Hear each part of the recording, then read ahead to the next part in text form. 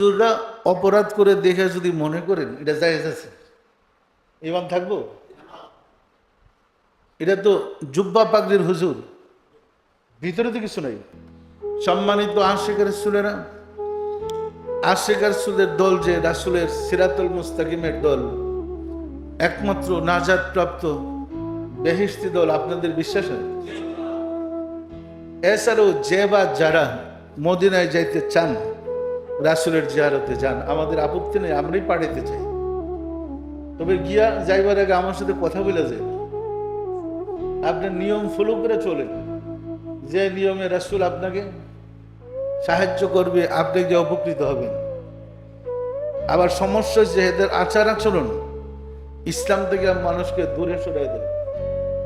ওইখানে যে অসভ্য লোকগুলো আছে, যে সুসভ্য না, আমাদের দেশের আছে, বিভিন্ন দেশের আছে, ওরা কৌশল করছে রাসূলের রওজার এখানে বিদেশিদেরকে, যেমন বাঙালি হেদের চাকরি দিয়ে রাখছে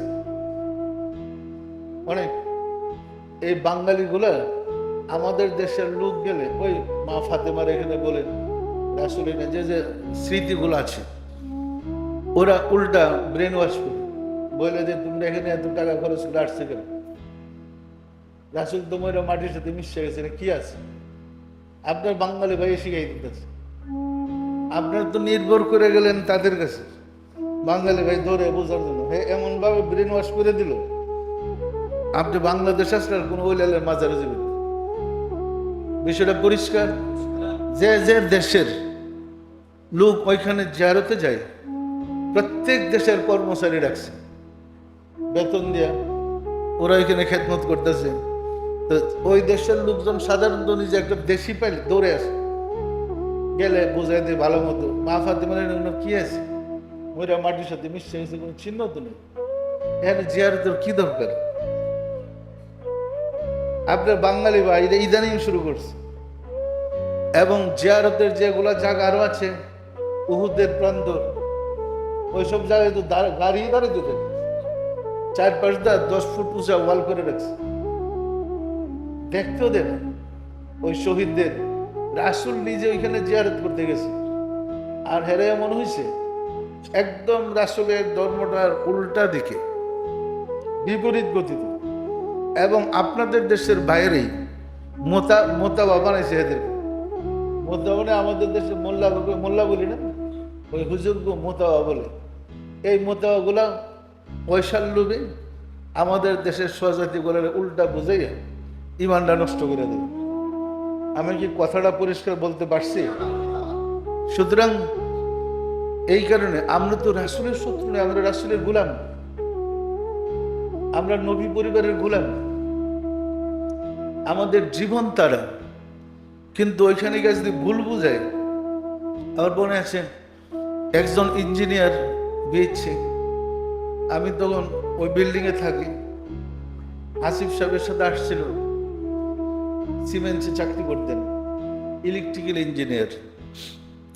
তো আয়সা তরিকা নিলেন, 1 সপ্তাহের মাঝে রাসূল সাল্লাল্লাহু আলাইহি ওয়াসাল্লামের দিদার পেলেন। পাওয়ার পরে লোকটা বেহাল বেকার হয়ে গেছে রাসূলের জিয়ারতে যাইতে। পরিষ্কার না? পরিষ্কার না? আমার কাছে এসে অনুমতি চাইলেন, আমি তো না করতে পারি না। আমি বলতে পারবো রাসূলের দেশে দেন না, দেখি আমার জন্য বেয়াদবি নয়? মন চাইতেছিল না, কিন্তু বলতে পারিনি। বলছি ঠিক আছে যান, সাবধানে থাকেন, ওইখানে গিয়ে যেন ইমানটা খোয়াইয়া না বসে। গেলেন। 2 বছর পরে উনি আসছেন আমার সাথে সাক্ষাৎ করতে, শুধু কাঁদতেছিল, অঝরণে কাঁদতেছিল, কথাই বলতে পারবে। কি হয়েছে এইভাবে কাঁদছেন কেন?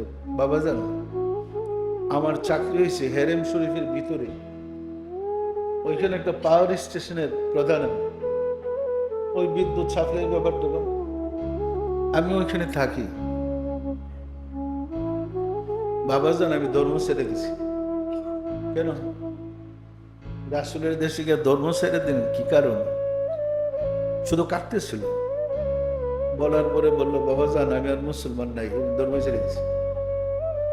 কি কারণ? অনেকক্ষণ পরে বললেন, এই মোতাবাজারা দিনের বেলা সুফি, হেরেম সুফির ভিতরে রাত্রে ফিলিপাইনি মেয়েদের সাথে বলো অবৈধ কাজ করে।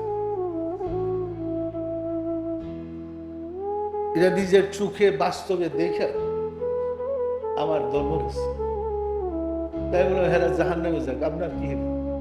আপনি আপনার রুমের ভিতরে মুরাকাবা করেন, নামাজ পড়েন, ওইখানে জাওয়ারি করেন। বিষয়টা পরিষ্কার। সম্মানিত আশিকার ছেলেরা, হুজুররা অপরাধ করে দেখে যদি মনে করেন এটা জায়েজ আছে, ইমান থাকবো? এটা তো জুব্বা পাগড়ির হুজুর, ভিতরে তো কিছু নাই, এদের তো ইমানই নাই। ইমান থাকলে বেয়াদবি করে কি পাবে? বিষয়টা পরিষ্কার। কথাগুলা বলছি এই কারণ আপনার আশিকার ছেলে, আপনি যেন এদের সরলতা, আপনাদের সরলতায় এরা যেন সুযোগ করে না বসে। আপনাদের সরলতায় হুজুর বিশ্বাস এরা যেন আমরা ফাঁদে পালাই না। সতর্ক থাকতে হবে। পরিষ্কার।